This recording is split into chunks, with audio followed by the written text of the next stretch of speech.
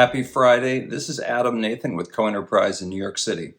A few weeks back, I shared a solution that Co-Enterprise has built called SnowTrail to help protect snowflake environments. And then a couple weeks ago, I shared the first of a four-part series on what that actually looks like in play. The first episode that we took a deep dive in looked at the situation where an employee is upgrading their own permissions and grants against a Snowflake database.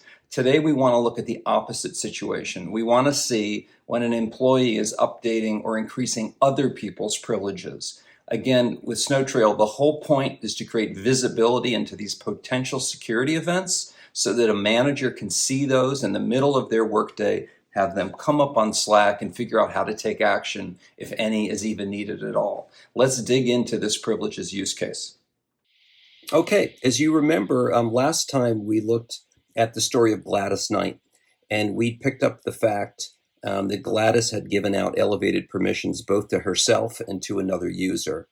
We dug in, we saw that through Slack, we clicked through to Tableau, and we could see that actually nothing was amiss. We want to look at the opposite scenario today. In this case, we're alerted through Slack that a user, Jerry Garcia, has been given elevated permissions, and as a Snowflake administrator or as a manager, I want to dive in and look at that. It's key to remember that Tableau is able to send alerts and visualizations, quick thumbnails into the Slack environment, and that's exactly what's happened here. So I'm going to, because this is a concern for me as Jerry's manager, and I don't understand why he was given elevated permissions, I can click through from Slack directly into Tableau, and I can investigate this immediately. So here's a Tableau dashboard. I'm going to open it up to full screen. And I'll close this out. And this in the SnowTrail dashboard, here it's opening up. I can see that the employee is Jerry Garcia. My timeline here, by default, I've set it to be the last 2 quarters. And I see a highlighted colored box here. And a tooltip tells me that a potential bad actor role received event has taken place. This does not mean necessarily that Jerry has received something he should not. It just has triggered a specific alert level that's configured for this manager's organization. That's extremely flexible. A quick reminder, if we look at this top, this is the security risk timeline in this top box. Each of these squares is some historical security issue that's been raised. And it's a timeline, moving, in this case, from the 11th of October out to January. For the demo, we've actually set this back in time to make it a little easier to show some multiple events. There's different classes of events. Last time we looked at grants made, that was the Gladys Knight event. This time we're looking at role received. So as the manager, I want to dig in immediately into this role received event. And I do that, and the screen refreshes with specific information related to Jerry Garcia. I can see the event took place on the 9th of December, and down here I see detail. Jerry was given account admin permissions. Actually, they were deleted, which is strange because I wouldn't have actually expected Jerry to ever have had account admin permissions.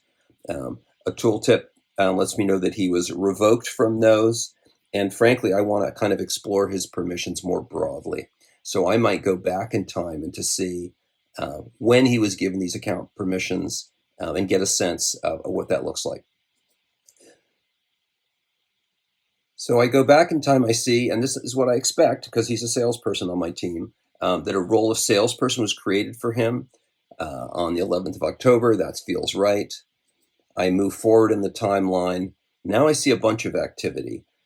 Strangely, I see his role as a salesperson was both deleted on the 8th of November and then reinstated. Because it's the same role, I'm not particularly concerned about that. Maybe a script was being run or whatever. But I am concerned about what I also see on that day, that he was given security admin permissions. He's a salesperson. This is not good. I would probably be opening up a security ticket at this point. And then I move forward in time. It's even worse. Now I see that on the 29th of November, Jerry was given account admin permissions, which are the ones that are revoked today. Somehow I did not pick this up. Let's say I didn't actually have SnowTrail installed at that point, and I do now. So we can see that there's an event.